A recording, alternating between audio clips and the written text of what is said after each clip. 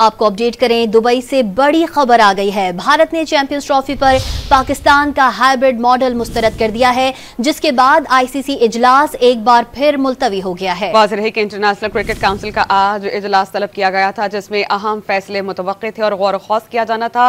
Matches के हवाले से भारत ने चैंपियंस ट्रॉफी पर पाकिस्तान का हाइब्रिड मॉडल मुस्तरद कर दिया है, जिसके बाद आईसीसी ने एक बार फिर इजलास मुलतवी कर दिया है। वाज़ेह रहे कि पहले ही इम्कान जाहिर किया जा रहा था। इस पर हम बात करेंगे डॉन न्यूज़ के रिपोर्टर इमरान सिद्दीक से। इमरान, बताइएगा अब पाकिस्तान क्या मौक़िफ़ अपनाएगा?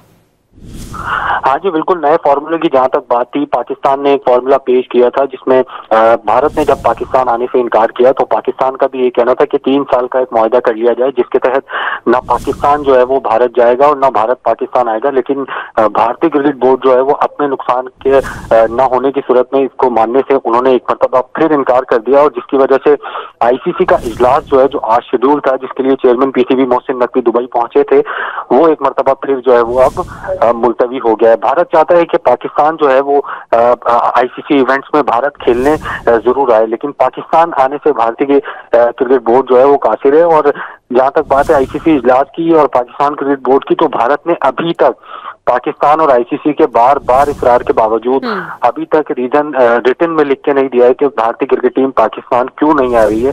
इसको वो देने से काफी है, ना वो हुकूमती लेटर उन्होंने आईसीसी के इजलास में प्रोड्यूस किया है, जिसकी वजह से भारतीय क्रिकेट बोर्ड जो है वो अब मुश्किल में फंसता जा रहा है और आईसीसी की जो फेवर है वो पाकिस्तान के हक में बढ़ती जा रही है। जी, बहुत शुक्रिया इमरान, आपने अपडेट किया।